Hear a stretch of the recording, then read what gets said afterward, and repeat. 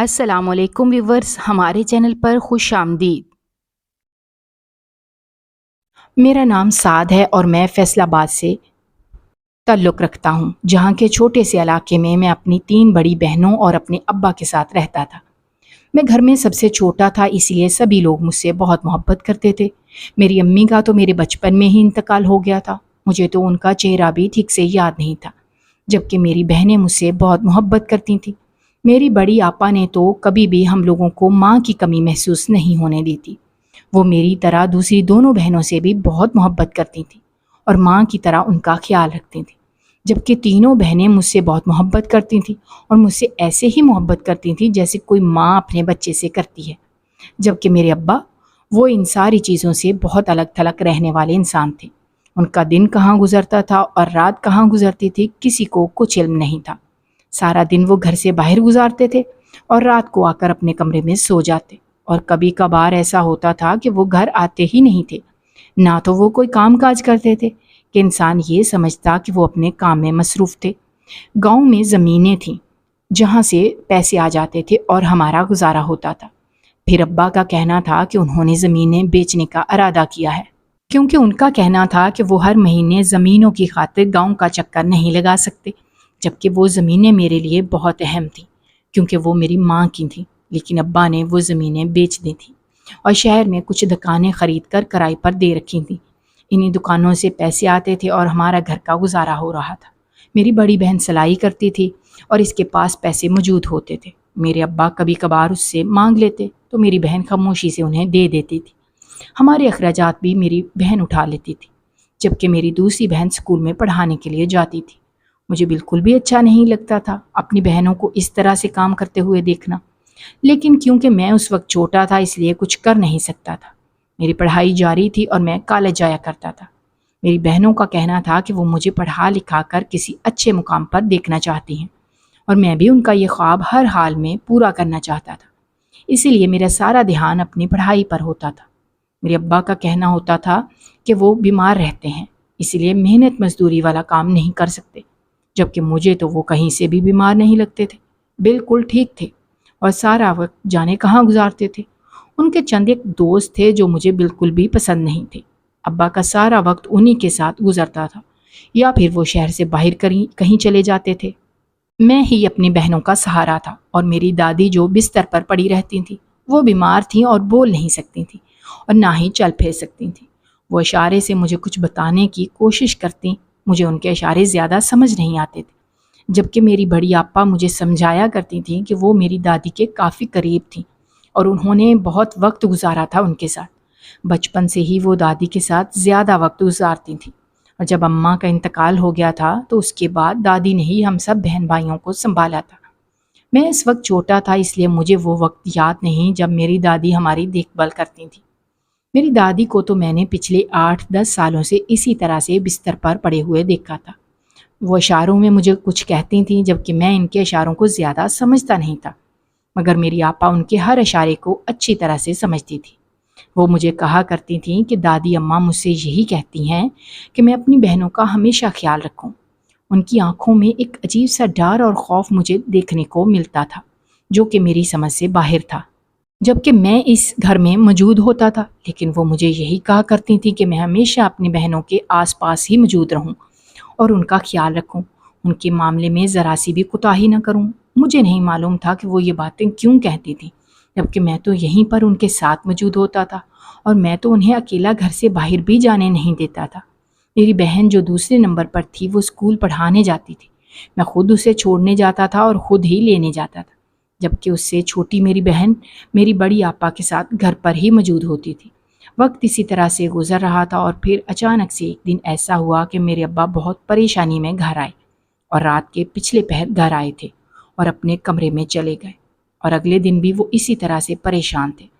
انہوں نے مجھے اپنے پاس بلایا تھا اور یہی کہا تھا کہ وہ کچھ دنوں کے لیے دوسرے شہر جا رہے ہیں، جبکہ ان کے چہرے پر پریشانی میں واضح طور پر دیکھ سکتا تھا۔ میں نے ان سے بہت مرتبہ پوچھنے کی کوشش کی، لیکن انہوں نے مجھے کچھ نہ بتایا۔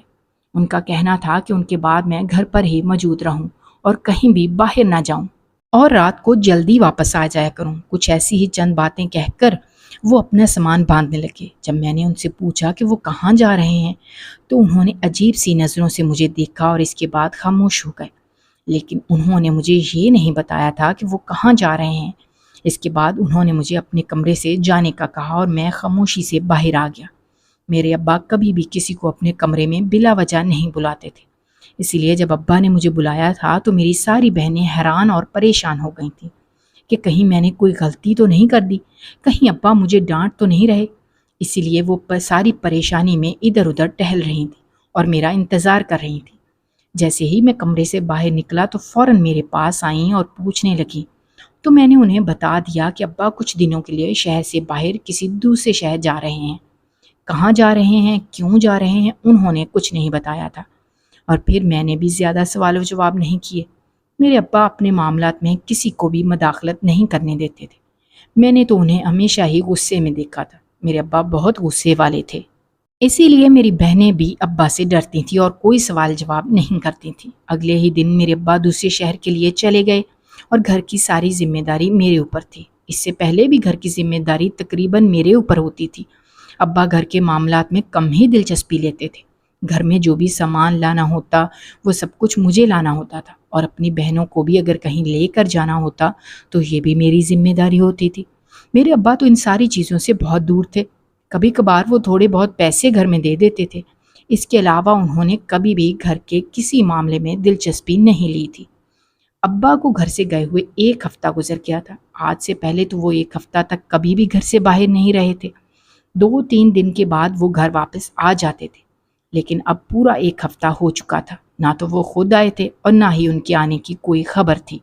سبھی لوگ اس بات کو لے کر پریشان تھے، جبکہ میری دادی وہ کچھ زیادہ ہی پریشان تھیں۔ دادی کو دیکھ کر مجھے ایسا لگتا جیسے وہ مجھے کچھ بتانا چاہتی ہیں، کوئی ایسی بات جو ہم میں سے شاید کوئی نہیں جانتا تھا، لیکن وہ چاہ کر بھی ہمیں اپنی بات سمجھا نہیں سکتی تھیں، کیونکہ وہ بول نہیں سکتی تھیں اور اشاروں میں بات کرتی تھیں۔ وہ ایک ہفتہ اسی طرح سے گزرا تھا۔ ہم لوگ ابا کے انتظار میں تھے، اور پھر ایک ہفتے بعد رات کے وقت ابا گھر واپس آئے تھے۔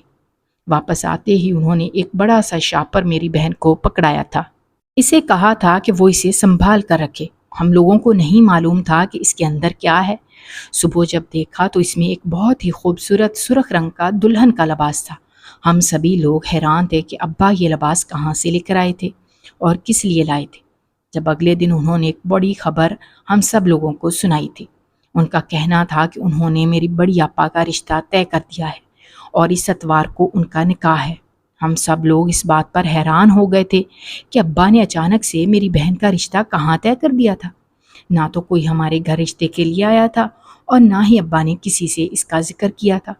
ان کا کہنا تھا کہ انہوں نے اپنے دوست کے بیٹے سے میری آپا کا رشتہ طے کر دیا۔ وہ جلد از جلد اپنے فرض سے فارغ ہونا چاہتے ہیں۔ میری آپا نے بھی کوئی اعتراض نہیں کیا تھا۔ انہوں نے کبھی بھی ابا کے کسی فیصلے پر اعتراض نہیں کیا تھا۔ جب سے میری اماں کا انتقال ہوا تھا تو سب بہن بھائی ابا کی ہر بات مانتے تھے۔ میں پھر بھی کبھی کبھار ابا کی کسی بات سے اختلاف کر جاتا، لیکن میری بہنیں مجھے یہی سمجھایا کرتی تھیں کہ میں ابا کی ہر بات مانا کروں۔ میری آپا نے ہاں کر دی تھی اور کوئی سوال جواب نہ کیا، اور نہ ہی یہ پوچھا تھا کہ کس کے ساتھ انہوں نے رشتہ طے کیا ہے، جبکہ مجھے اس بات کو جاننے کا بہت تجسس تھا۔ میں کسی بھی ایسے ویسے شخص کے ساتھ اپنی بہن کی شادی نہیں کرنا چاہتا تھا، اور پھر میری آپا کا کہنا تھا کہ ابا نے یہ فیصلہ کیا ہے تو کچھ سوچ سمجھ کر ہی کیا ہوگا، مجھے فکر کرنے کی یا پھر پریشان ہونے کی ضرورت نہیں ہے۔ میں چپ ہو گیا تھا اور گھر میں نکاح کی تیاریاں شروع ہونے لگیں۔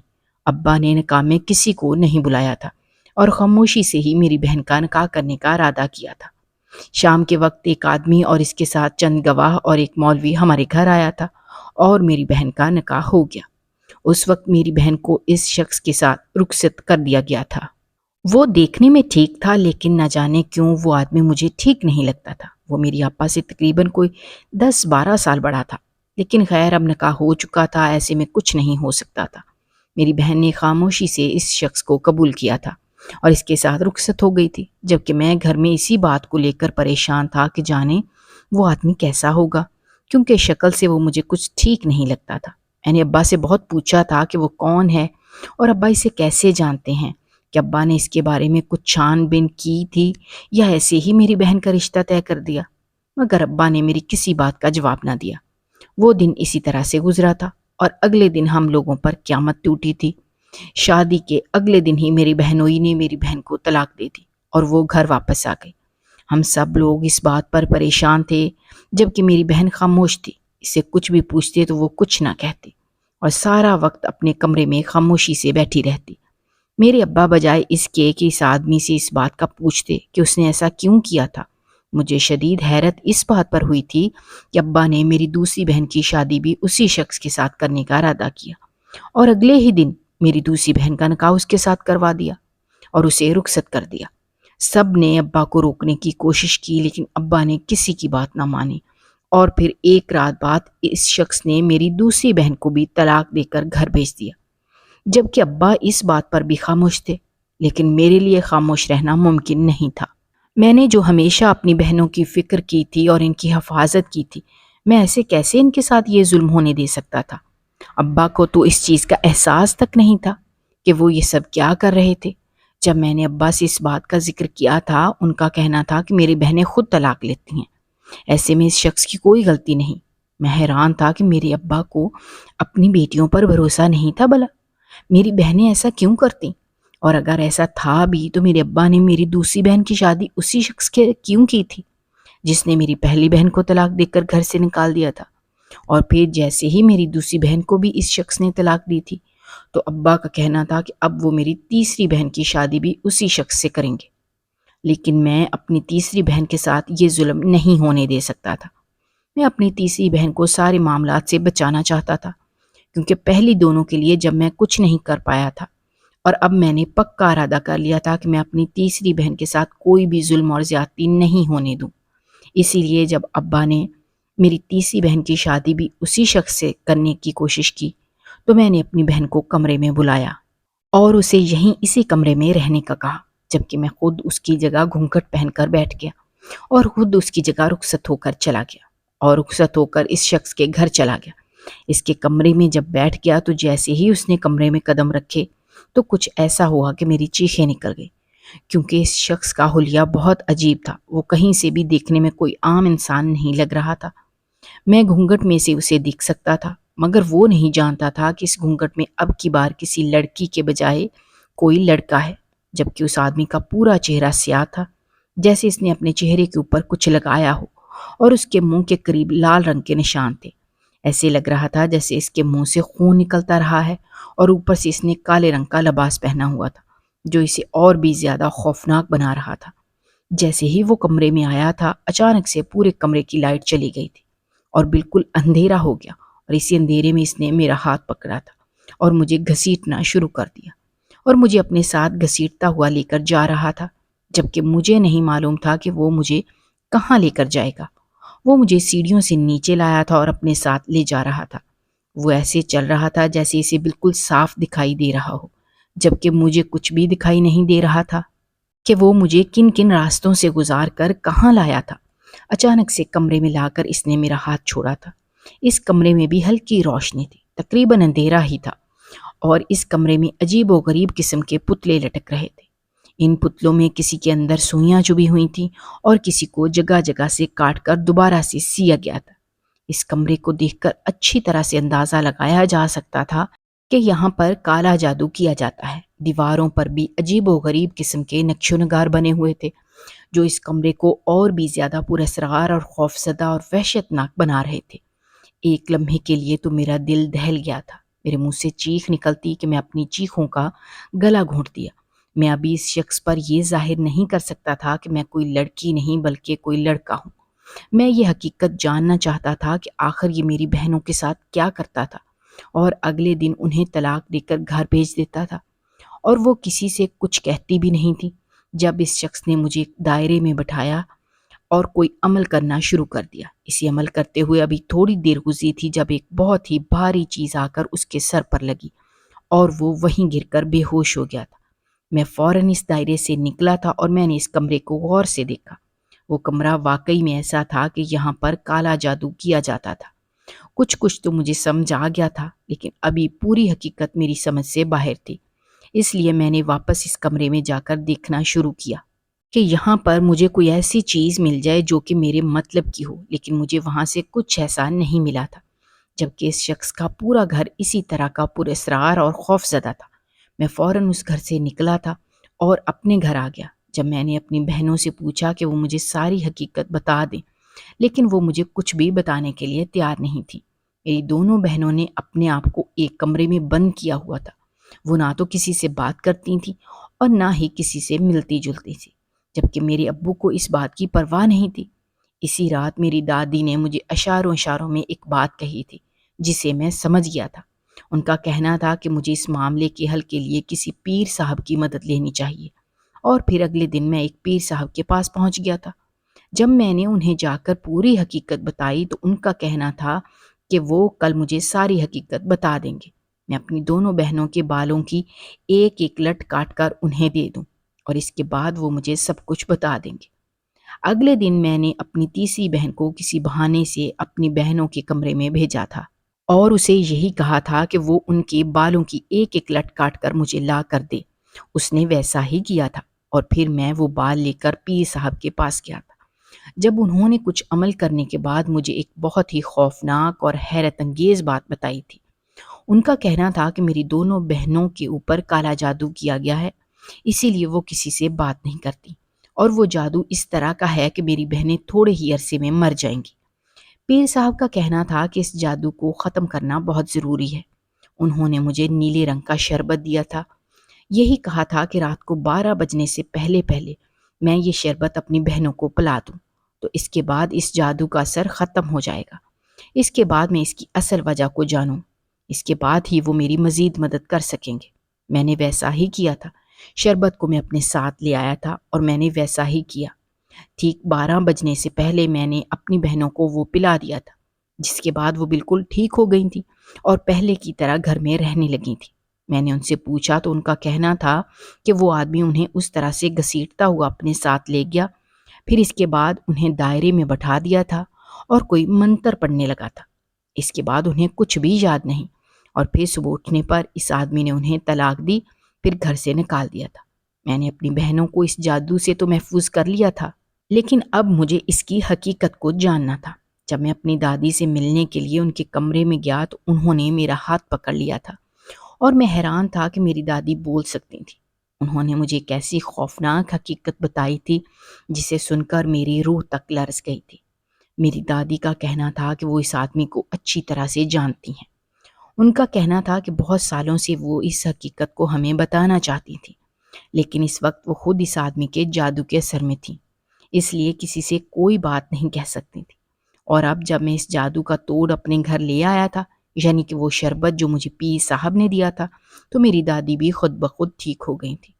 انہوں نے مجھے پوری حقیقت بتائی تھی۔ ان کا کہنا تھا کہ وہ آدمی میرے ابا کے دوست کا بیٹا ہے۔ میری دادی کا کہنا تھا کہ بہت سال پرانی بات ہے، میرے ابا بہت سارے عاملوں کے ساتھ مل کر عمل کرنے کی کوشش کرتے تھے۔ میرے ابا بہت بڑے اور قابل عمل بننا چاہتے تھے، کیونکہ وہ بہت جلدی امیر ہونا چاہتے تھے، وہ بھی بغیر کسی محنت کے، اور انہیں یہ راستہ سب سے آسان لگتا تھا۔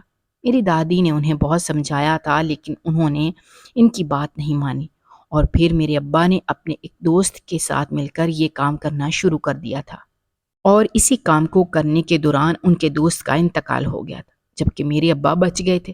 لیکن اس کے بعد سے میرے ابا نے وہ کام دوبارہ سے کرنا شروع کر دیا۔ بہت مرتبہ وہ یہ کوشش کر چکے تھے، لیکن ہر مرتبہ ناکام رہتے تھے، اسی لیے تو گھر سے کئی کئی دن باہر گزرتے تھے۔ اور پھر جب ان کے دوست کا بیٹا بڑا ہوا تھا تو اس نے بھی اپنے باپ کی طرح یہی کام کرنے کا ارادہ کیا۔ اس کا کہنا تھا کہ اس نے ایک بہت بڑا عمل کرنا ہے، اور اگر اس نے وہ عمل کر لیا تو اس کے بعد اس کے پاس ایسی طاقتیں آ جائیں گی کہ وہ کوئی بھی جادو بڑی آسانی سے کر سکتا تھا۔ میرے ابا کو تو ہمیشہ سے ہی ایک بہت بڑا عامل اور جادوگر بننے کی خواہش تھی۔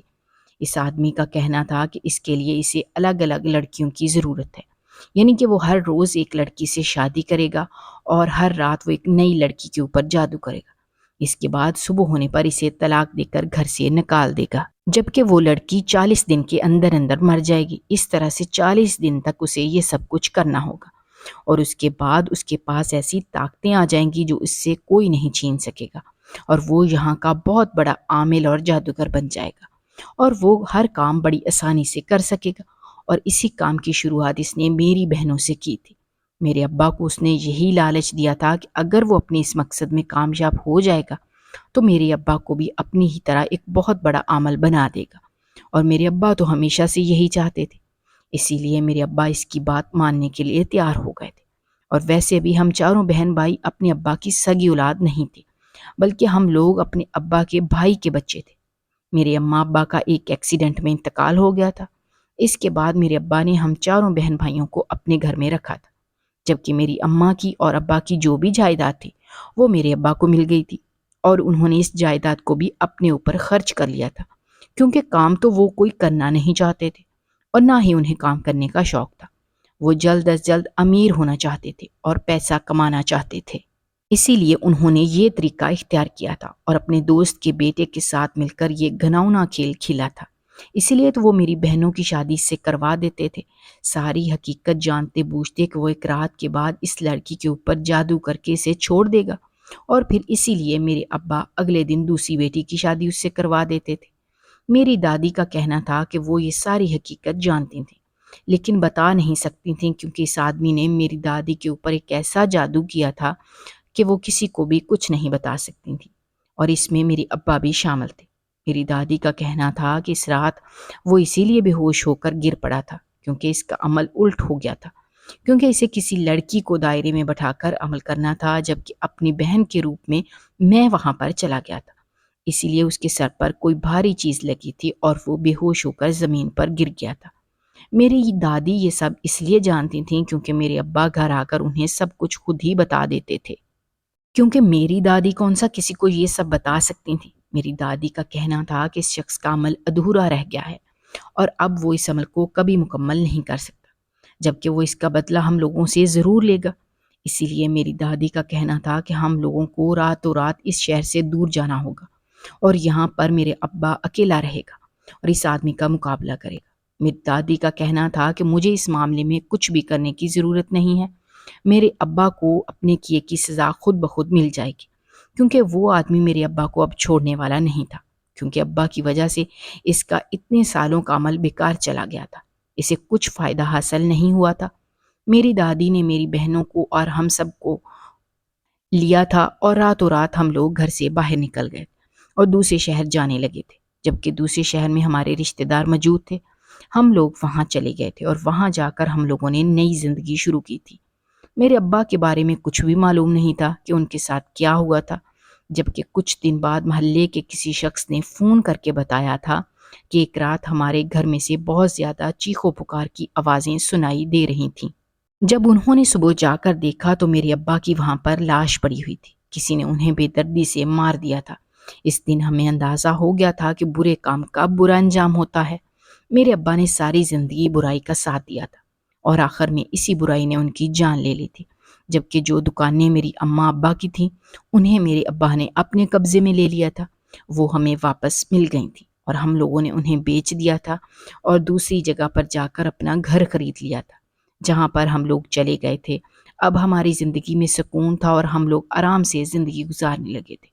میری دادی نے میری دونوں بہنوں کا رشتہ اچھی جگہ طے کر دیا تھا اور چند ہی دنوں میں ان دونوں کی شادی تھی۔ میں نے بھی اپنی پڑھائی مکمل کر لی تھی اور اب مجھے وہاں پر اسی شہر میں ایک اچھی نوکری مل گئی تھی۔ گھر کے حالات اچھے ہو گئے تھے، زندگی پرسکون طریقے سے گزرنے لگی تھی۔ اگر آپ کو ہماری کہانیاں پسند آ رہی ہیں تو ہمارے چینل کو سبسکرائب کیجیے، ویڈیوز پر کمنٹ کیجیے اور شیئر کیجیے۔ شکریہ۔